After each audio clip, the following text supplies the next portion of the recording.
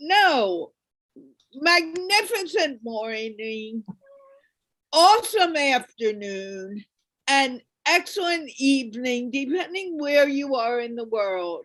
This is Carla from MindPlore with Carla and Friends, and I am thrilled to be here to speak with Jeanne, who you know. Many of you know Asma, but Marie is new to the team. I'm so excited to have her involved with our show today, because we are talking about being our own best friend, which is something we don't always do very well. We tend to see the negative and say, I can't do that. And then we need to switch it. Or I'm not good enough because I don't speak as well as Jeanne. Total junk.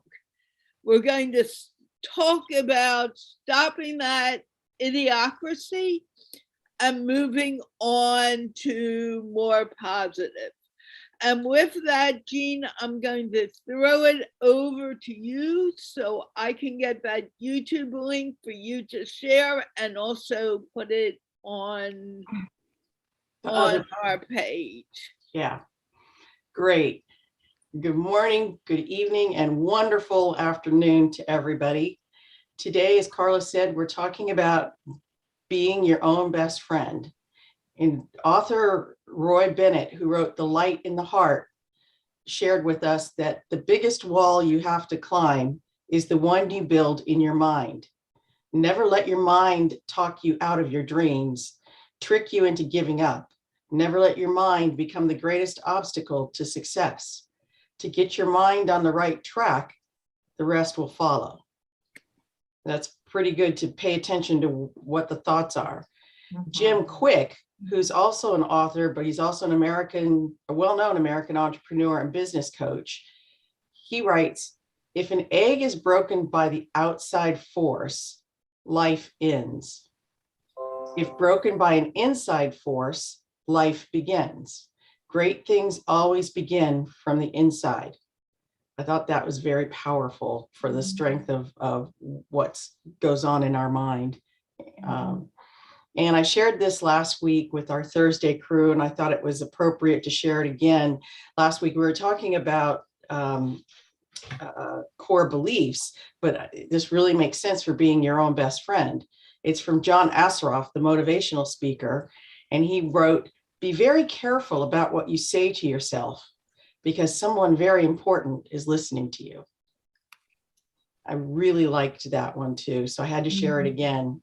So Marie, how does that kind of sound to you as we start talking about becoming your own best friend? I thought you chose really beautiful quotes, like they're really poetic, and they resonate with me a lot. I think when you say core beliefs, I feel like we're getting right into it, because there's this conversation around having positive thinking, which is cultivating good thoughts about ourselves.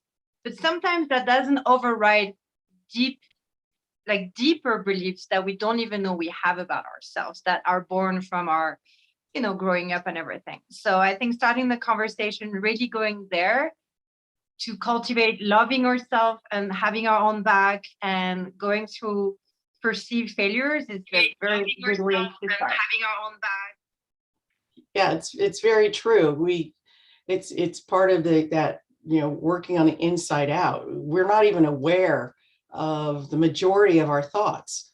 I like to think, there's kind of an old saying about we only use 10% of our brain.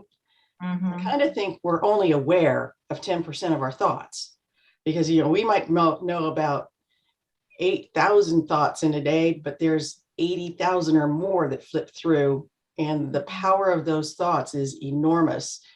Deepak Chopra talked about the speed of bosons and quarks and the speed of our thoughts, and they kind of coincide. So the theory in quantum physics is if we can change that thinking, we can change what happens in the outer world. Yeah, I resonate with this a lot. And creating space where we can truly feel, not just the thoughts, but the feelings associated with the thought is so informative for what's going on with it. Because before we can change something, we have to raise awareness over it. So I totally agree with you. It's super important. Yeah. Asma, how are you? I haven't seen you in a while. And how does this sit in your mind? Yeah, at first I am like, after so long, I'm very excited to see you all. And thank you so much. It's really prayer for me to be here. Yeah, as I think when I look at the topic that Carla shared with me, and I was like, during the whole time, I was just working on this thing, be your own best friend. And during this the whole time, I was trying to create a bonding between me and myself. To sort it out the things. So that's very important. I think this is the first thing where you work on, as you shared the quotes. Like when you're clear, when your mind is clear, then you can deal with all the things very easily. So it's very important to have a good bonding with your own self, to have a good relation.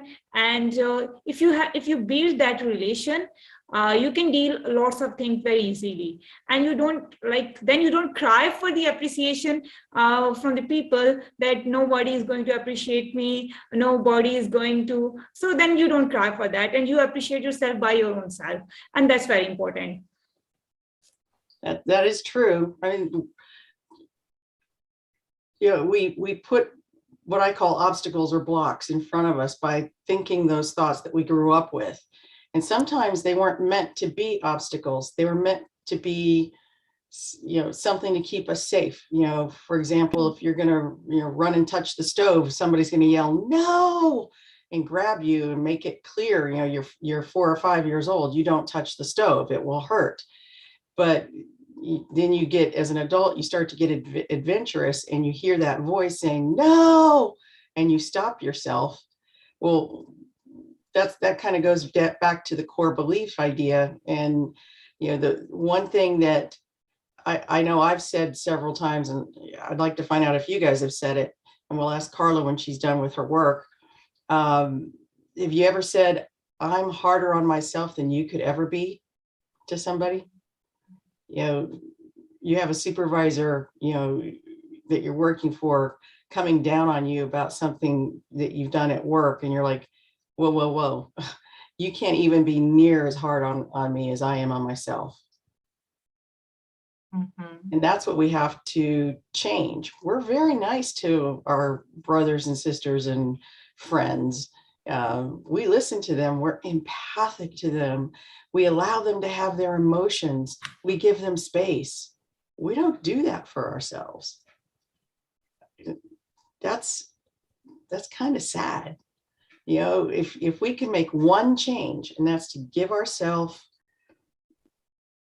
the time to actually listen to what we're saying, and to change that, not necessarily to go 100% positive, because that's a little hard to do right away, but to move to gentler, kinder kind of words that you say to yourself, instead of who do you think you are? You can't do this. You're saying, this might be a stretch. We might need to do a little work. Mm-hmm. That's a challenge. That's not tearing you down. When I was raising my son, I used to think, people naturally would go, you're stupid. And I was like, no. And I made sure he understood whatever he did wasn't, he wasn't stupid. What he did was, the act of what he did was not thought about or whatever. So I separated the act from the person. Mm-hmm. I wish that had happened when I was growing up. I still struggle with that. And that's one of the things I think we need to look at when we're trying to be our own best friend. Asma? Yeah, it's so true. Actually, I do since childhood, I was very not kind of that to be very friendly with the people. So it's very hard for me to have the friends. And usually because of my shy nature, people also, it's very difficult to have. So I think that bonding was started since childhood. So when I didn't find friends around me, I become my own best friend. And I do that. I actually treat myself often. I watch movies, like where we watch movies, we order the food, and it's kind of like self-meeting. I play, like do sport activities, and I recently from like last year, I actually like skip that activity. And after that, I have to go on through some kind of stress, because that was the most important thing in my life. And now again started some time and spare some time for myself, even the half hour where I do any kind of activity. It can be sport activity, can be physical activity. There is talk myself where I listen music. And honestly, after that half hour, I refresh, I get refreshed for the whole day.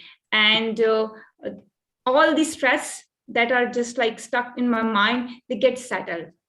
And I get some kind of a kind of motivation, a kind of spirit that help me to deal with the stuff that like which is around me and which I have to tackle. So I think that's very important. Sometimes you need to treat yourself. Sometimes you need to order food just for yourself. Sometimes you have to do that. Sometimes you have to bring chocolates for your own self. Sometimes you have to do, like, I sometimes cheat meals. And I know everybody knows that, but still it's kind of little excitement that I'm doing that. I still make faces in front of mirror just to entertain myself. And it can be sometime like 2 a.m. in the morning. Like I'm feeling bored. So I just wake up and I make faces in front of mirror and I entertain. I enjoy that. Okay, I'm picturing that, and I'm going to laugh with you. There was a moment when Oprah had her talk show when she was telling people to put yourself on your list. As you're making your to-do lists or filling out your agendas for the day, put time in for yourself, even if it's just 5 minutes. And that makes me think of what the flight attendants say on the airplane when they tell us the safety, and they show the oxygen mask, and they say, put your oxygen mask on before you help your child or your neighbor. You have to make sure you can be effective, and to do that, you have to be kind to yourself, and you have to give yourself space, whether it's meditation or hardcore sports. I know people who like to run. I know people who like to, even at my age, get out and do skateboarding, and I just look at them with great awe and inspiration, because at my age, I'm not sure I could do that. I couldn't do it when I was younger, so I don't know why I would think I could do it now. But that's not where I get my pleasure. I like to walk with my dogs in the park. I like to ride bikes. So I find my own pleasure. And giving yourself that gift of time is one of the best first steps to becoming your own best friend, and allowing yourself to process the feelings that you're holding on to. And that, I think, we don't spend enough time on. It's like, boom, you had a tough day, but now you got to make dinner, and your kids are at home, and you have homework to do if you're in college, and there's just so much to do that you don't even get a chance to process your own feelings. And then they get pent up, and then you explode because you're angry, but you don't know what you're angry about, because something happened 3 weeks ago, you never processed it. And it kept happening over and over until you process it. So that time is critical to being your own best friend, and listening for what those core beliefs are, hearing from yourself. Mm-hmm. Maria, you're shaking your head. Yeah. I think that's really, really important. Like taking time to feel and not just think or distract ourselves. I feel like it's a balance. I love what you said, Asma, about quality time with yourself and fun activities that we always want to have someone with, but we can be enough, and it's so fun. And I think this is all great. And also taking time to just feel. And sometimes what we feel is not comfortable. Maybe there is some sadness there. Maybe there is some grief. Maybe we don't even know why we're sad or angry or, in pain. But I really think having the right tools to be with without spiraling down, right? To just be with the emotion. And that's something I teach my client a lot. It's so important because usually the negative thoughts come from underlying emotions that come from underlying beliefs. And so starting to feel is a way through changing the beliefs. At least this is my experience. And so when we really give ourselves permission to, it could be laughing, you could want to be laughing for no reasons. Like, I love the faces at 2 a.m. I'll be trying that, Asma. But it could be laughing, it could be crying, but just to give ourselves that space and communicate that we need this space to our loved ones around us. Like, I'm going to take 10 minutes in my room, or I'm going to take 10 minutes in the bathroom, and I'm going to hold myself and I'm going to feel, and then I'm going to restore, like have a hot tea or take a hot shower, something that helps the nervous system feel good after a big emotional release if there was a need for it. So yeah, I think that really helps cultivate self-love. I'm smiling because when my son was 3, I was a single mother, so it was just he and I in the condo. We'd gotten home and I'd had a particularly rough day, and I put on a video for him and said, you sit here, mommy needs to go in the room by herself for a few minutes. So I went into my room and I pulled out my guitar, which is one of the things that I used to do a lot. And I'm playing the guitar and just trying to meditate a little bit. And this little 3-year-old comes and he pulls on my sleeve. And I said, I kind of barked back, what? You know, because I hadn't calmed down yet. And he goes, Mommy, were you bad? Are you in timeout? And I thought about that for a second, and I did laugh, because when I put him in timeout, it was usually because he did something that I didn't like.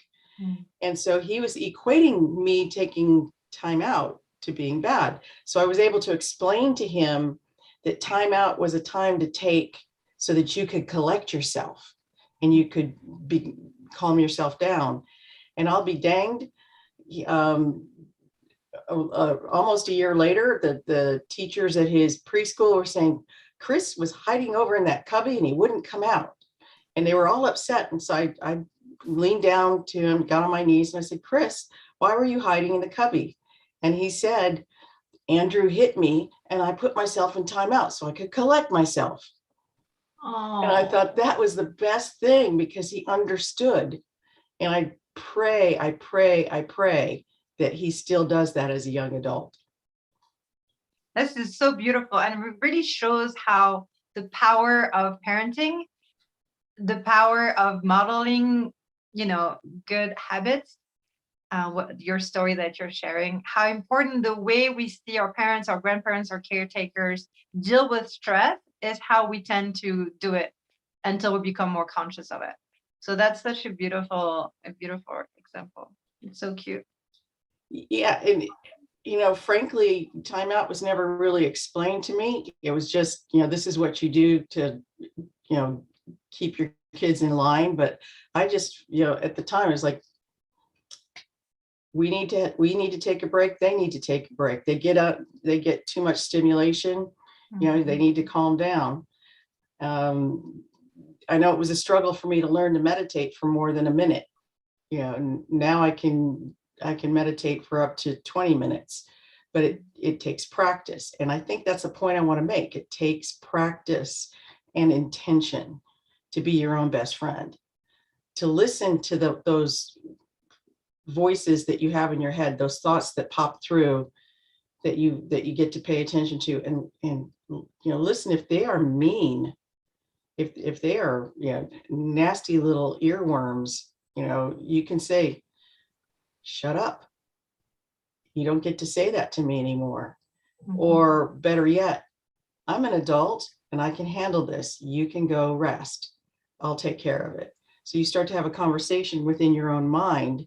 It might be a good journal exercise, actually, but to show that you're aware of that mean girl voice inside your head. And you don't have to be a girl or a boy, a man or a woman. You have a mean girl voice in your head. Or a mean voice.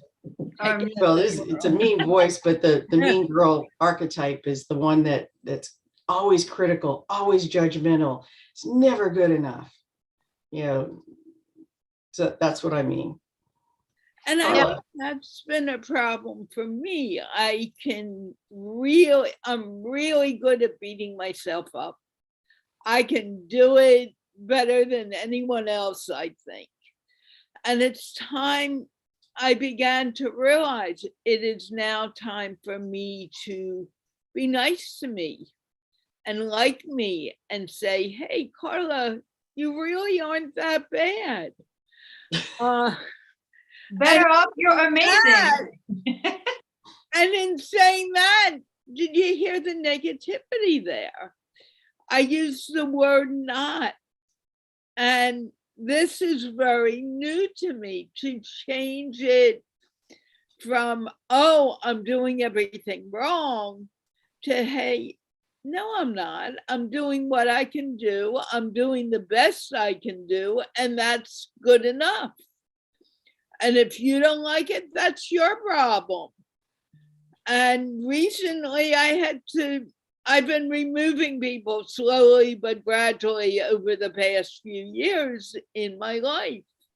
But in doing that, I find what I'm doing is I'm taking away the people who are saying, hey, Carla, I don't think you should be doing that. That won't be money making. Or I don't think you should be doing that because X, Y, and Z. And okay, I don't need to talk to you. I don't need to hear what I should be doing or what I shouldn't be doing. I need to listen to what I feel inside and move forward with that dream. Everyone's nodding their head, so I don't know who to throw this out to, although, Asma, we haven't heard much from you, and I missed you so much. So, you got the mic. Yeah. Yeah, I missed you too, but as I discussed, I was actually trying to just creating a bonding between me, which I lost since a few months. So I just trying to rebuild it. And that's very important. I really just wanted to mention there are 2 points. The one thing is we often lie to ourselves, and that also happened. I think actually this is the best learning of my life. Never lie to yourself. It's okay if you sometimes you lie with the others, but never ever lie to your own self. It's okay when you feel bad about the things. It's okay. You can discuss with yourself, like, I'm not feeling good about the things. When you're feeling good, you also need to discuss. So as like Maria discussed, if you want to cry, you can cry. Because since like as everybody knows somehow that my father died, and since that, honestly, for many years I just I didn't share my emotions with anyone, and I just pushed them inside and pretend that everything is fine.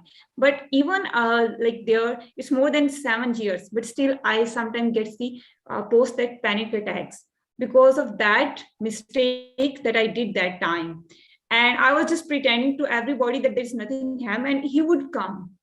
It's just kind of hallucination through which I was. But the day I accept that this is reality and this is fine, this happened to a lot of persons, and this is the real thing. So the day I accept my emotions, I feel better. And I feel like a connection, which is stronger than anything else in my life. So this is actually the base of my, I think now I call that this weakness become my strength. So accept your emotions, what kind they are. Like sometimes we get sometimes we get some evil thoughts because we are human. And we can't say we always not be very good. Sometimes we also want to hit someone when we when we are not when we are angry to someone. And I even said to myself, oh, Asma, right now I just really want to hit that person which is in front of me. What should I do? And then I relax myself. It's okay, that happens. So it's kind of conversation. I think I accept that evil too. I accept every kind of conversation with myself, and that's the fantastic thing I think that ever happened. And the second thing, yeah, it's okay. We also need to be little more bit kind to ourselves, which we often do. As Jen said, like we often very harsh with ourselves. We do mistakes. Recently, I did a lot of, and it's okay. You need to be. You need to say yourself, it's okay. You can do the mistakes. Everybody does. But what you learn from them, that's important. So just be a little more kind to yourself. And right now, this is the best thing that you can. And if you have good connection with your own self, if you can talk with you are actually the strongest person. It's actually this fact that if you talk with your own self, and if you share the facts with your own self, you are very strong mentally. So I think that, because I recently, I actually should make a video, but I really want to share. Honestly, Carla, I didn't told this to anybody, but the last week I experienced almost death, because I was driving and I don't know at that time what happened. I don't know. I was about to turn, and there for a while, for a second, my eye just got blink and I get some kind of unconsciousness. And the car was on speed, so it just like there was it just get thrown like somewhere, and it was totally upside down. So I was about to, like, I don't know what happened. For a few minutes, there was only darkness. I don't know where I am, what's going to happen. And then few people came, they helped me. They helped me to deal with the car. They make it like they make they write their positions, they deal with the stuff. And then after that, there was a few seconds when I talk with myself and I hold my consciousness. And honestly, I drive again. I drive for an hour with that damaged car, and I came back to home. And that happened. I drive for an hour, even after that accident. And people were just looking at me, how that could happen. And they were just asking me, are you really able to drive again? And I was, yes, I can. Because I have to, and I can't, right now, I can't call to my mom and like say things to her, because I have to deal by myself. So right now, what I can control my consciousness, and I can deal with the stuff. And I drive for 1 hour, and I came back to my home. And after that, I experienced a new spirit in me. That happens in life. If you're strong, and if you are okay with, like, if you can hold your consciousness, then you can deal with all kind of stuff. You can deal with that things. But the most important thing is your own consciousness is very important. Maria, it looks like you want to say something. Well, thank you for sharing, Asma. That's a powerful story, and it must have been really scary. And it shows how committed you were to gain confidence back and get back in the car. And, you know, the psyche is so beautiful and mysterious sometimes. And our consciousness, I love you use that word, is deeper than our thoughts, right? Which is kind of a principle of meditation. And our consciousness is deeper than the stories we tell about ourselves. And when we connect to that part of ourselves, whatever it means we like, I think it gives us a foundation that is deeper than the story, and it's easier to rewrite the stories from that place. And it's like a deep feeling of like connection to self and self-love. I think what comes to me to add to being our own best friends, especially for women, especially at a time where women are getting more confidence, getting more empowered, is to not isolate ourselves either. So I think part of being our own best friend is also to ask support to the right people when we need it. And, you know, everything we said is so important: self-soothing, feeling our emotions, taking time to have fun by ourselves, and also reaching out to people. Like, it could be either a professional, like if you're having like a coach or a therapist, or it could be just like someone you know that can listen to you. And sometimes you just want to be held. Sometimes you just want to hug. You don't want a big conversation. And I think asking for what we need and giving ourselves permission to ask for what we want and what we need is part of being our own best friends. It's like, I deserve to ask for what I need, and no one can give it to me if I don't ask for it. And it's just this balance between, we don't have to be like, oh, I'm going to do it everything by myself. Like, yes, it's good to be empowered, and it's good. We are in a collective. We are social creatures. We need to help each other. So I wanted to just bring that in the conversation. I think it's important. Yeah, that's very important. I just wanted to add one thing. Like, as Maria said, it's very scary. Honestly, it was scary for me too. But after that, I did one thing. And as Maria said, we are a social animal. We need to connect with the people. After that, I put that status. Have you ever experienced that? And I try to connect with the people and try to listen to their stories. And honestly, there are more than 200 people shared their stories, and they somehow feel the same thing. And after listening their stories, I feel like more empowered, and I feel I'm not alone in this planet. There are a lot of people are connected with me. So it's very important to listen to other stories to connect with them. Remember, Asma, and everyone, and we always forget, our breath doesn't change because you're Asma in Pakistan, Marie is in Colorado, Jeanne is in California, and we're all breathing the same air. And that's the essence of our life. And that essence of our life connects us immediately, whether we want to be connected or not, we are connected.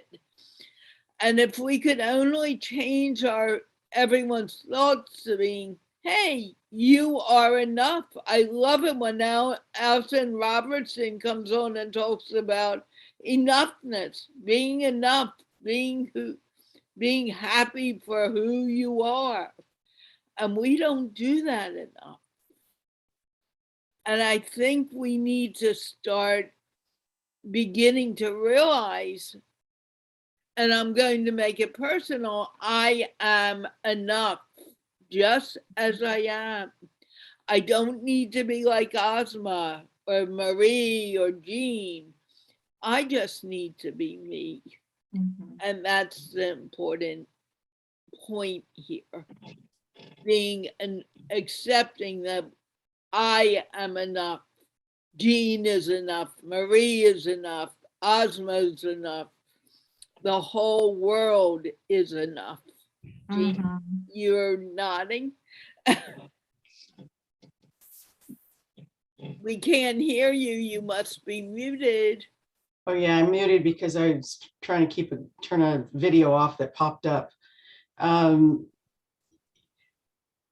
me, what I'm hearing is suspending judgment. We judge ourselves harshly.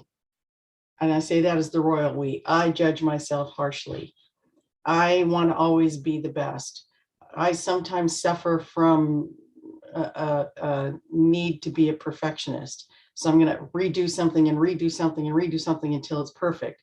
But I got news for you. It never really is perfect. As Asma said earlier, you have to look at whatever the issue is and find the lesson. That's where perfect is finding the lesson and learning, and so you can move on. If you keep repeating something over and over and over, you say, okay, I've been there, I've done that. Can I move on? Well, apparently not, if you don't learn the lesson. And so one of the lessons I've been working on is suspending self-judgment. I used to draw and paint. I didn't think I was very good at it. Then I started picking it up again. And you know what? All of the inhibitions that I had to let me say, all the things that kept me from doing it, I'm what they call a woman of a certain age. Those don't matter anymore. So when I started painting again, I was like, that's an interesting style. Let me explore that. I will tell you, I have an excellent singing voice in the car and in my shower. I have sung in public, and I do have talent, but Adele, I am not. However, I get a lot of joy from singing. So it's a personal thing that I do. These are the things that we have to stop judging ourselves. Mm-hmm. And when I say that, that's when I don't remember if it was Maria or Asma who talked about rewriting something, but the stories we tell ourselves are the things that make us repeat. Apparently, when I was a wee little one of the age of 2, I was a little bit of a terror, and I was always busy. Okay, now I'm seeing my 2-year-old grandson, and I'm like, yeah, that's part of the age. But my older brothers and sisters had a problem. So I grew up being told that I was always making trouble. Exactly. And as I started to examine the real story, I asked myself, is that my story or is that their story? Because when I asked my mother when she was alive about those same stories, she'd go, no, that didn't really happen. Or you were being a 2-year-old, you were doing what 2-year-olds do. Were you active? Yes. Were you a troublemaker? No, you were just always exploring. Okay, well, probably what that worked out to my older brothers and sisters is I would do something and get in trouble and they'd get yelled at. So that was their story. And my story was I was exploring. So we get to do what writers often do, is that's rewrite the story by asking that one question. Is that my story? And if it's not your story, if it's not how you actually remembered it, you get to change how you remember it. If you ever wake up from a nightmare, and I'm sure we all have, and you remember the scenes in your nightmare, you're like, but the next day you're trying to tell that nightmare again, it's not so scary. Now you're kind of making jokes and you're laughing about it. I can't believe what I saw was a skull walking on 2 sticks, whatever the image was. That's how you rewrite the story. How do you remember it? How do you tell it so that it's a little bit more positive, as we talked about earlier? Or we learned the lesson. So a little kid who's running to the stove, being told no, if they touch the stove, they find out that hurts. Well, that changes the story. So when you're talking to the little kid as they grow up, you're going, yeah, you kept trying to touch the stove and I kept trying to keep it so you wouldn't, burn yourself. So that's how you change the story.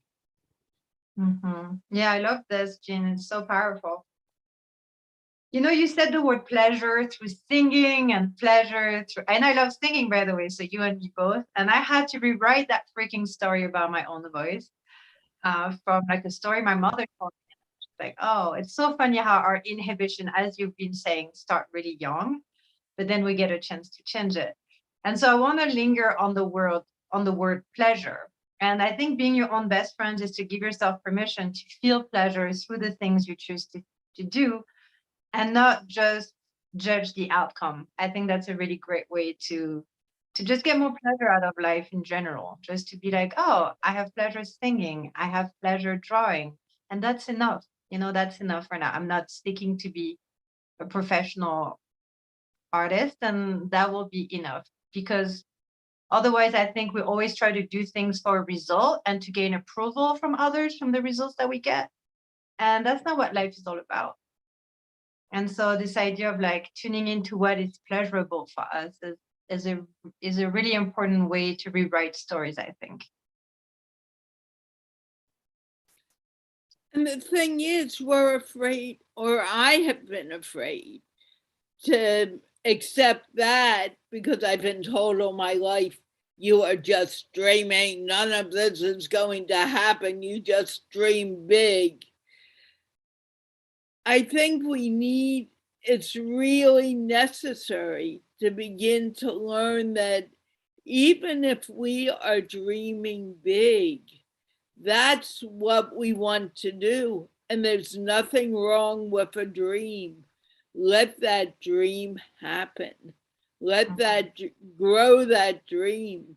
Because when we're growing that dream, it becomes our reality. Our life is what we think, not what everyone else tells us to be. I know that in my family, everyone would say we can't sing.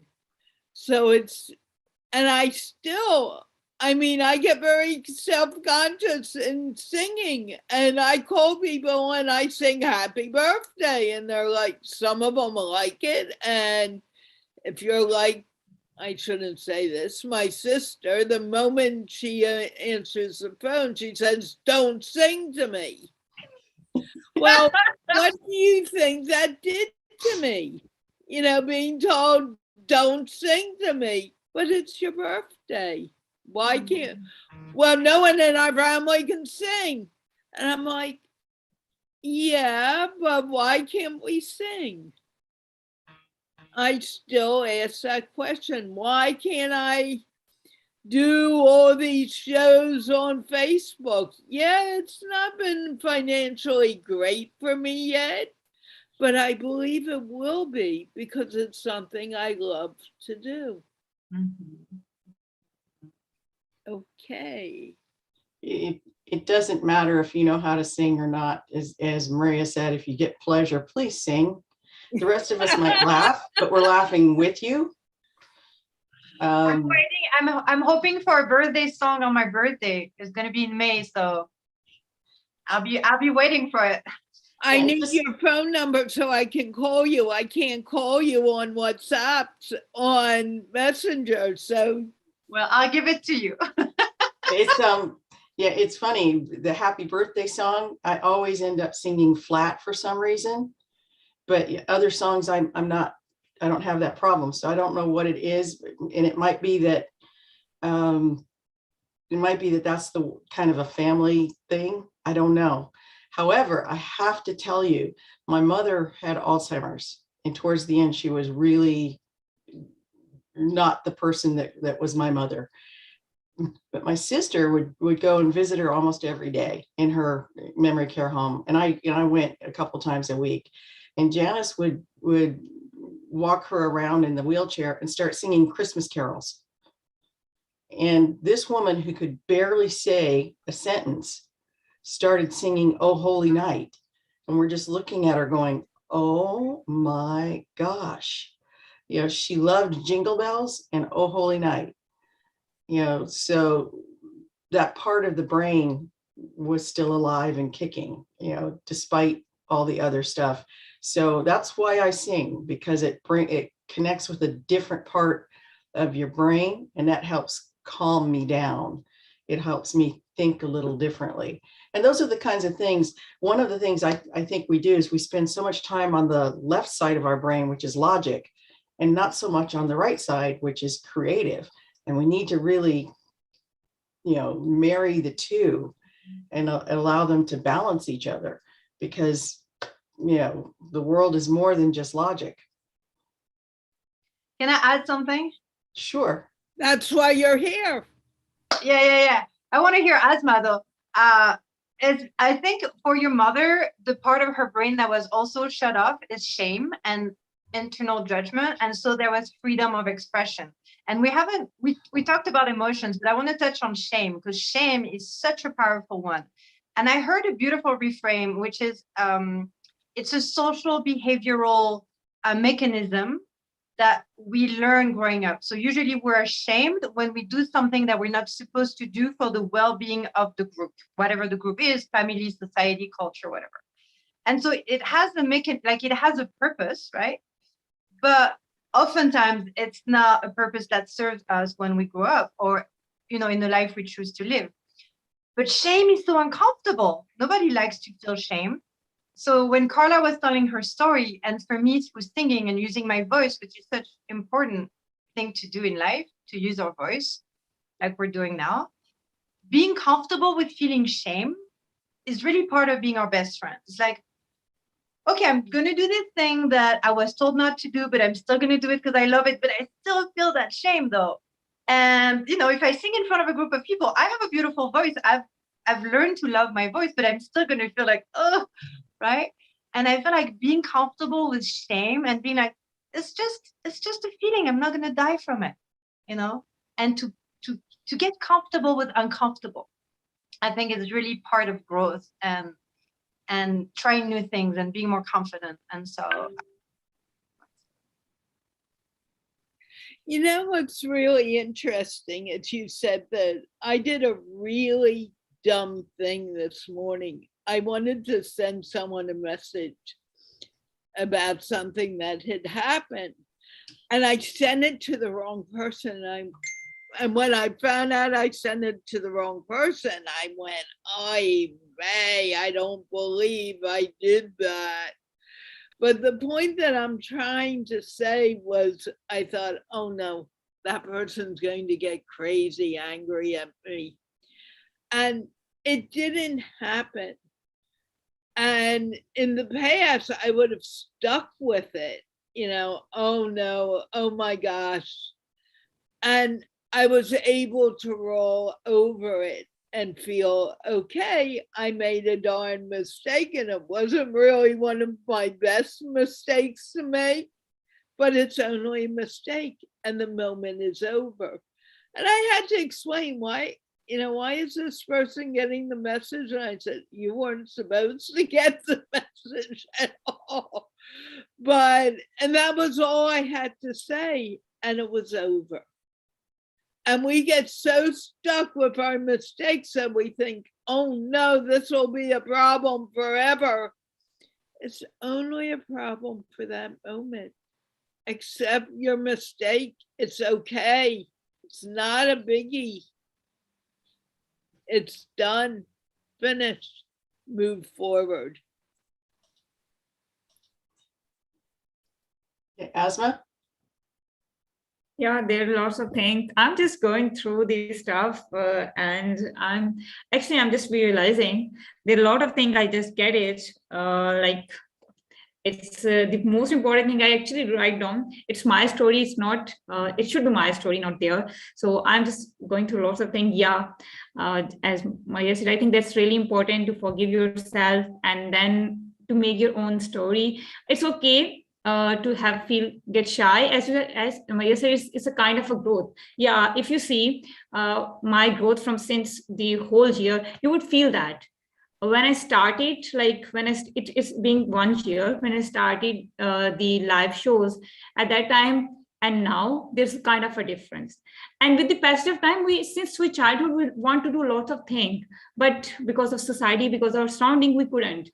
So there we need just one point, like we can't do all the things just as once. At first you start writing, and then when you get evolved, now you also have the singing talent. You start singing, you start writing, dancing, you start writing some other thing. With the passage of time, when you get confidence, when you feel confident, and so you started the other things too. So that the whole process takes time. And I think the journey would continue toward the life. But the one thing that's most important, like you shouldn't stop the dreams. You shouldn't stop the things. Always keep the child in yourself alive. Like if you wanted to do something in your childhood, honestly, I was very kind of good girl. A very silent one. As my mom said, I always acted like this. But I always wanted to do some mischievous activities.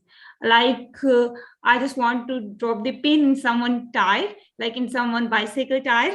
I just really want to hang the bells of someone's door. I really want to tease people. Like these are the things that kids do in their own life. But I didn't do because of I always acted like a good girl. But honestly, when I went to university, I did a lot of acting. I bunked the classes. And now I said this thing to my younger sisters. I said, if you're going to university and you have not bunked any class, honestly, you are not a university fellow. You should stop university, because that's important. I bunked university. I tease few people. I make fights, cute fights. It's not kind of very serious ones. Cute fights. I play with the people. I do all the things that kids do.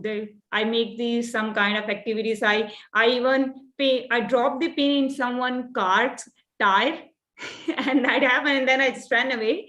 I turn off someone like a gas ball, then electricity pipeline. I do some kind of this activity, and then I just run away.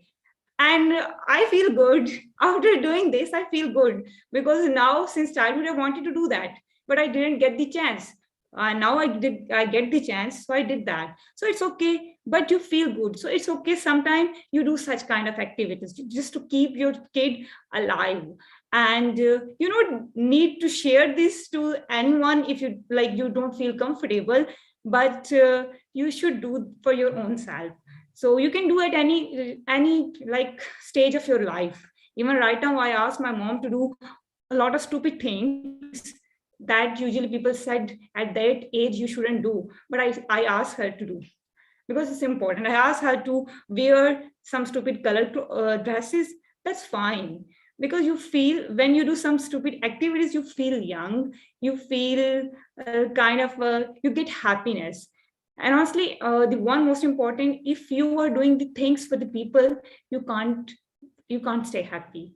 Happiness is only, you can be only happy when you do things for your own self. So this is very important. And throughout the life, the most important thing that I realized for my, like for all, from the elder people, the one thing that I learned, that they miss their happiness just to being very good, just to being very like perfect. They miss the happiness. And this is the thing, since childhood I don't want you to miss that. I even pray to God, God, I wanted some happiness and peace in my life, and I don't want to, like, when I get old and about to like 80s and 70s, I don't want to say that I missed a lot of activities. I don't want to say that I missed my life, I didn't get any kind of happiness. I want to get that now. That's true. Yay. It's very true. So living in the now is important. I was thinking, as you guys are talking about, friends and doing things, there's all these memes about, friends are those who know your story, best friends help you live your story, and they'll keep your secrets so you don't get into trouble, things like that. Your best friend, if you think about it, your best friend knows everything about you and loves you anyway. Think about if you are your own best friend, you know all the stories and you love yourself anyway. So it's like seeing the memes, but interpreting them just a little slightly different. So you can say, oh, it's okay. It's okay. You tried. Did we learn anything? Yeah. Okay. We're going to try this a little differently. Maybe we'll schedule time so that we can meditate before we go into the big crowded place, so that we go in, we learn lessons, and we start to tell ourselves, oh, you did a great job. We've still got work to do, but you did a great job. Yeah, Carla? You just reminded me of something, and it was quite funny. It was a long time ago, but this still rings in my mind as if it was right now. Some friends and I went into a big grocery market and we were laughing. And if anyone knows about my laugh, it's very loud. It's very, very, I can't think of the word I want, but raucous. It's contagious. Yeah, raucous, very contagious. And these friends and I had been laughing and kind of joking. Oh, the better story was we went out for lunch afterwards. And at this place, they have paper and crayons so you can write on the table as you're going. And we were laughing like crazy, and people were looking around at what's going on, and it kind of brought a lot of joy into the restaurant. And then all of a sudden, people were writing on their tablecloths, so to speak, and passing me notes. I don't know what the joke is, but keep on laughing. What's so funny? And I would even laugh more. I was so embarrassed at the time. I thought, this is, everyone's looking at us. But I look at it now, and we had fun. I mean, there was no way that I could stop at that moment, even if I wanted to. And I look back at it now and see it as a moment of great joy. Although at the time I was embarrassed, but I was just expressing myself.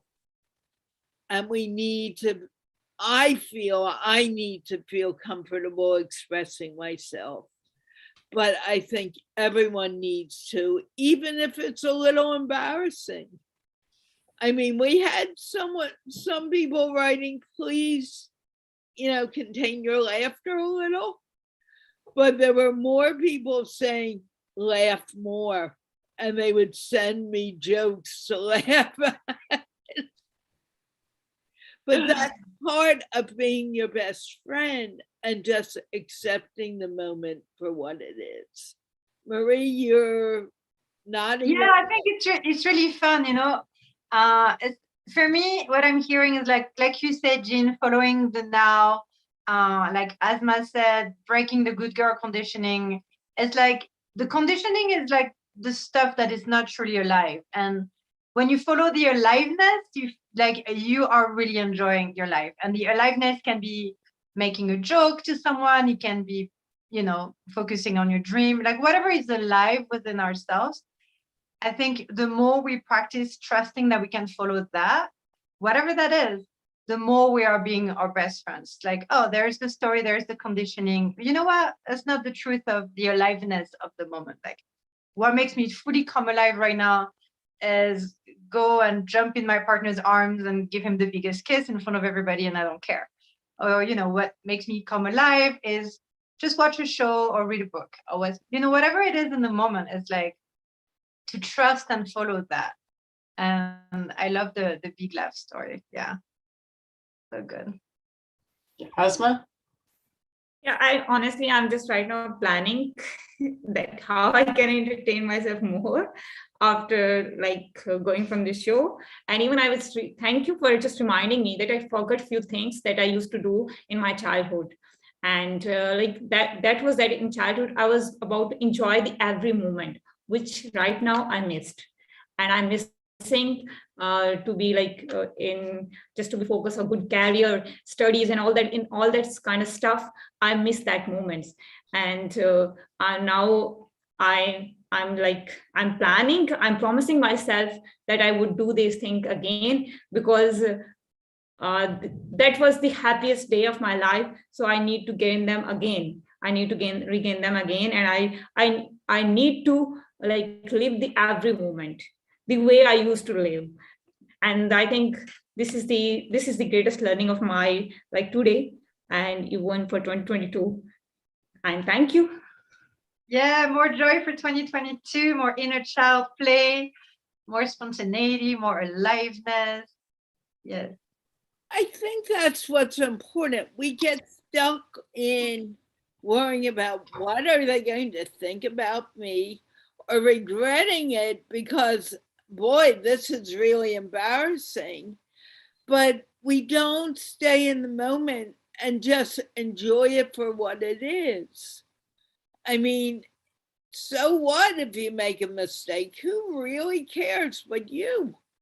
And if you care that much, then stop living, because everyone's going to make mistakes. Mistakes are the stepping stones to success. Mm-hmm. We're only, that's only what you really want in life anyway. So make the darn mistakes. No one really cares, It's not a big deal. Jeanne? You have to make the mistakes so that you can continue to grow. It's better to find out what doesn't work and move on than to continually do what doesn't work. I mean, I believe Edison said he had 2,000 attempts to try to get the light bulb. They weren't mistakes. He learned every single time when he finally came up with what worked. And that's what